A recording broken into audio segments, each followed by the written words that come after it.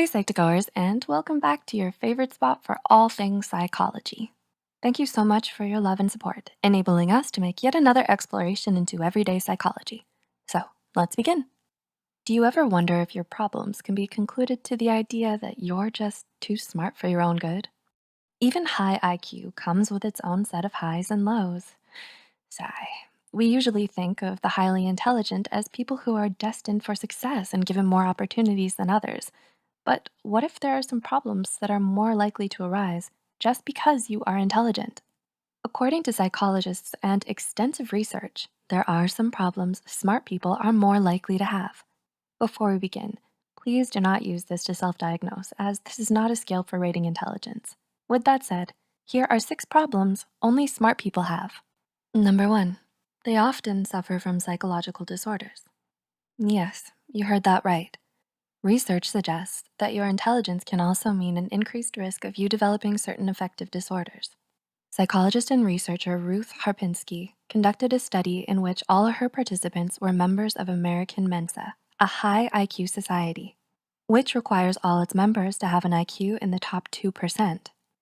The participants self-reported whether or not they were diagnosed with or suspected they had a range of mood disorders and anxiety disorders.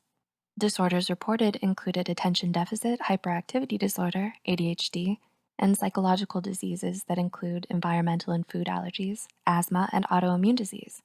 According to the study, this implicates high IQ as being a potential risk factor for affective disorders, ADHD, and for an increased incidence of disease related to immune dysregulation. Number 2, they're night owls. Are you frequently burning the midnight oil? Are you more awake while the rest of the world sleeps? According to researchers Richard D. Roberts and Patrick C. Kylalin, evening types are more likely to have higher intelligence scores. While being a night owl may sound like a good thing, and it can be, there are some downsides to working through the night. Firstly, your schedule is likely messed up. You work long hours throughout the night without getting tired. But because of this, you stay up through the night, and then you also have to get up early for work. If you don't get the necessary sleep, you may feel tired and groggy when you have to work during the day or when socializing with friends. If your sleep schedule is off, you likely won't be feeling as alert and well rested as your friends at 7 a.m., which means that morning picnic you all had planned, well, you may just feel you need to cancel. You're too tired. Maybe reschedule for an evening of dancing instead. Number 3, they have high expectations. Did your test scores label you as smart early on in childhood? Did this raise others' expectations of you? Even you may have these paramount expectations from none other than yourself. People expect you to succeed and achieve nearly perfect scores on all your tests because you displayed characteristics that deemed you as smart. So, meeting these expectations may hang as a bit of a burden upon your shoulders, and those expectations ultimately cause you serious stress if you don't manage them effectively. It's best to take it one step at a time with whatever you do. Look towards the future, but don't be discouraged if it's not everything you thought it would be. Odds are, a year or two from now, you won't be thinking about that A- on your geography exam. Number 4, they're overexcitable and can have high energy. Have you ever had an intelligent friend who always seemed to be extremely intense and excitable in whatever they did? Do they go long hours without sleep because they're always hyper-focused or excited regarding their work?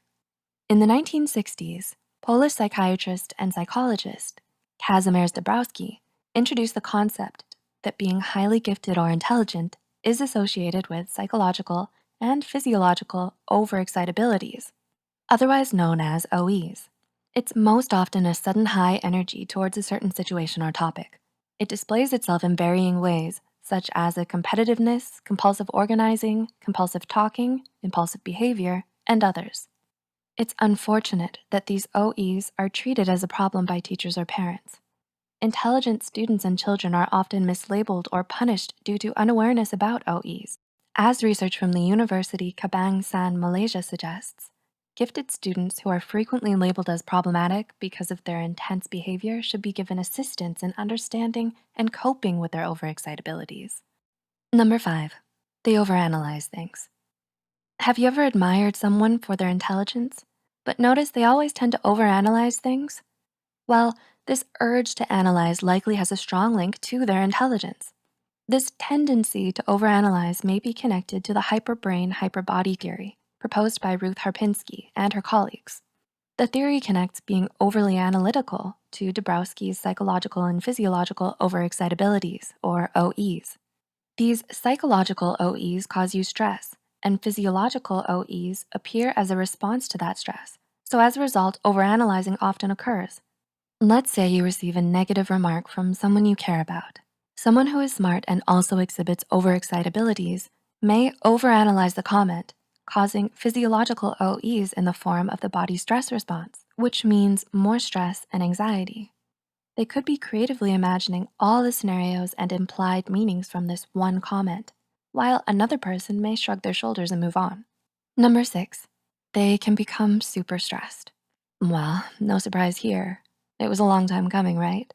With all the extra analyzing going on, it ultimately had to lead to this.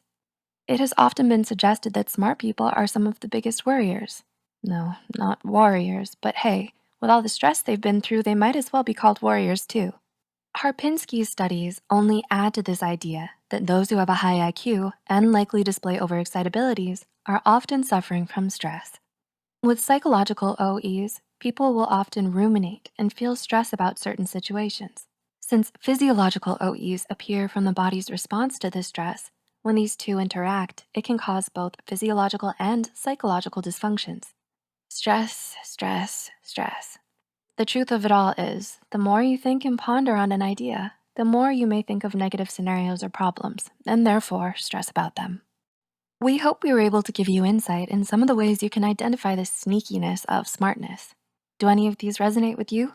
Leave a comment down below and feel free to share any experiences and thoughts you have as well. If you found this video insightful, be sure to hit the like button and share it with those out there still boggled with the trials and tribulations of intelligence. Don't forget to subscribe to Psych2Go and hit the notification bell for new videos. As always, thanks for watching.